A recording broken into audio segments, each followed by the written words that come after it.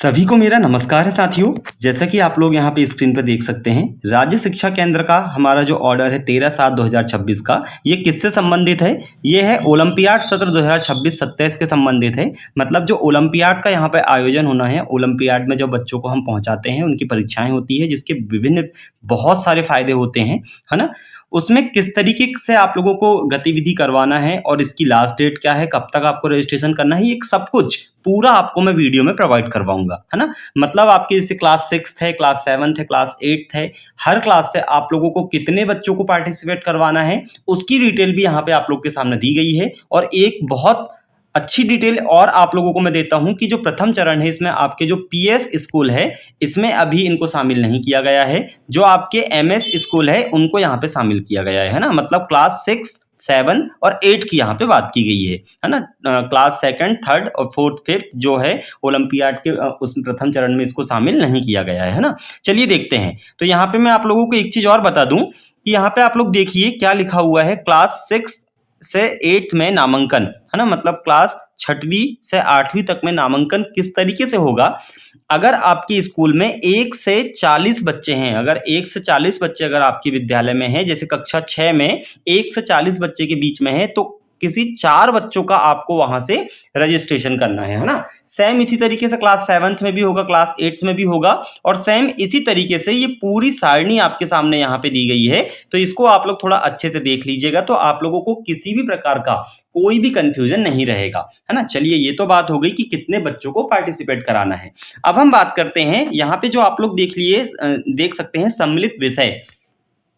तो ये सम्मिलित विषय क्या है? तो यहाँ पे जो आप लोग विषय देख रहे हैं, हिंदी, अंग्रेजी, संस्कृत, विज्ञान, गणित और समाजी विज्ञान, ये अभी प्रथम चरण के लिए सभी के लिए कॉमन विषय है। मतलब कोई भी विद्यार्थी अगर पेपर देने जाएगा तो ये वो पूरे सब्जेक्ट के लिए उसको तैयारी करना होगा और ये पूरे सब्जेक्ट उसके पेपर में आएंगे। ये बात हुई प्रथम चरण की। अब अगर मैं बात करूं द्वितीय चरण की, तो जो विद्यार्थी बैठेगा, अगर मान लो वो हिंदी में पास हो गया, कौन से विषय में पास हो गया? हिंदी में पास हो गया और समाजी विज्ञान में पास हो गया, तो द्वितीय चरण उसका जो होगा वो हिंदी और समाजी विज्ञान का होगा। और अगर वो किसी एक विषय में ही क्वालिफाई कर पाया तो वो किसी एक विषय का करेगा, है ना? तो द्वितीय चरण की कंडीशन अलग है, पर प्रथम चरण में ये पूरे विषय उसके लिए कॉमन है। ठीक है, ये भी आप लोगों को अच्छे से क्लियर हो गया।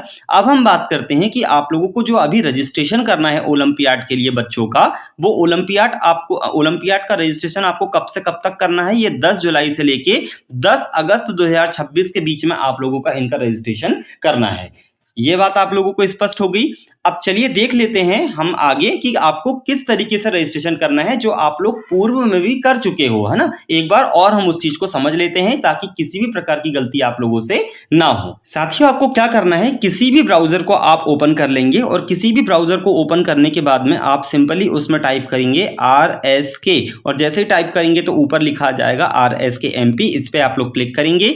जैसे ही आप लोग क्लिक करेंगे तो जो पहली वेबसाइट आपके सामने आएगी, राज्य शिक्षा केंद्र, इस पे आप लोग टैप कर देंगे। तो जिस पे जैसे ही टैप करेंगे तो कुछ इस तरीके की विंडो आपके सामने आ जाती है, जहां पे लॉगिन करने के लिए बोला जाता है। तो यूजर आईडी में आप लोगों की जो आएगी वो यूनिक आईडी आएगी, और पासवर्ड में आप लोगों की डेट ऑफ बर्थ आएगी। अगर मान लो किसी शिक्षक ने पासवर्ड चेंज कर लिया है, तो जो पासवर्ड उन्होंने चेंज किए हैं वो पासवर्ड यहाँ पे आप लोगों को फिल करना रहेगा, है ना? और इस तरीके से कैप्चा कोड को फिल करने के बाद में जब हम यहाँ पे लॉगिन पे क्लिक कर देंगे, तो लॉगिन पे क्लिक करने के बाद कुछ इस तरीके का इंटरफेस आपके सामने खुला आ जाएगा, जिसमें लिखा रहेगा राज्य शिक्षा केंद्र, है ना? अब राज्य शिक्षा केंद्र, यहाँ पे आप लोगों को ओलंपियाड का रजिस्ट्रेशन करना है।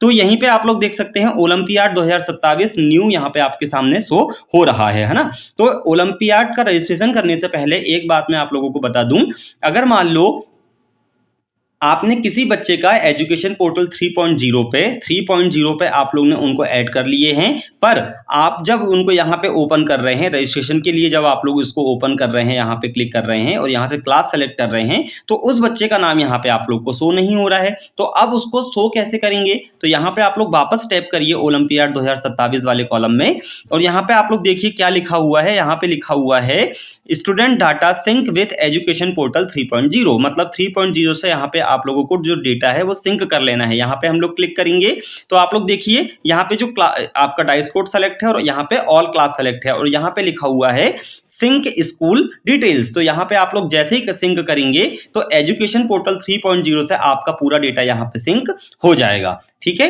तो चलिए अब हम यहाँ पे वापस टैप कर लेते हैं ओलंपियाड 2027 और फिर यहाँ पे आपके सामने जो इसका पहला ऑप्शन दिख रहा है स्टूडेंट रजिस्ट्रेशन, यहाँ पे हम लोग क्लिक कर लेंगे और जैसे ही हम लोग यहाँ पे क्लिक करेंगे तो इस तरीके से आप लोग के सामने ऑप्शन आ जाएगा। आपके स्कूल का यहाँ पे डाइस कोड लिखा रहेगा और डाइस कोड लिखने के बाजू में आप लोगों को यहाँ से क्या करना है, आप लोगों को क्लास सेलेक्ट करना है ना, किस क्लास का आपको रजिस्ट्रेशन करना है। तो यहाँ पे जैसे ही आप लोग टैप करेंगे तो क्लास जैसे 6, 7, 8 तीनों क्लास को हमको एक एक करके करना है। तो पहले जैसे हम क्लास 6 को सेलेक्ट कर लेते हैं और जैसे ही हम लोग यहाँ पे शो के ऑप्शन पे क्लिक करेंगे कुछ इस तरीके का इंटरफेस आपकी स्क्रीन पे सामने आ जाएगा। मतलब आपकी क्लास 6 के बच्चे पूरे यहाँ पे दिखने लगेंगे। अब आप लोगों को क्या करना है, अब आप उसको सिंपली थोड़ा सा स्क्रॉल करेंगे, साइड्स में स्क्रॉल करेंगे तो यहाँ पे जो एक्शन की बटन है वो यहाँ पे आप लोगों को दिखने लगेगी। तो यहाँ पे आप लोगों को एक एक बच्चों का अलग अलग करना है। तो एक्शन की बटन पे आप लोग यहाँ पे टिक करेंगे और जैसे ही उसकी प्रोसेस को आगे करेंगे तो तरीके से आप लोगों के सामने एक विंडो और ओपन हो जाएगी, है ना। अब ये आपने पहले भी किए हैं, इसमें आप लोग सब कुछ अच्छे से चेक कर लीजिए, जैसे क्लास क्या है, जेंडर क्या है, कैटेगरी क्या है, फादर नेम, मदर नेम, है ना, मीडियम कौन सी मीडियम में उसको एग्जाम दिलाना है, उसकी समग्र आईडी, आपके स्कूल का डाइस कोड, स्कूल का नेम, ये सारी चीजें आप एक नजर से अच्छे से एकदम वेरीफाई कर लीजिएगा।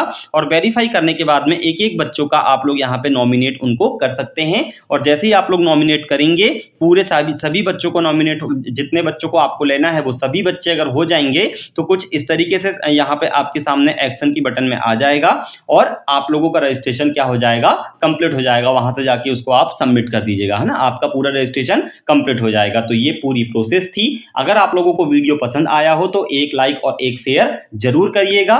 चलिए इसी तरीके की जानकारी के साथ मिलते हैं हमारे अगली वीडियो में, तब तक के लिए जय हिंद।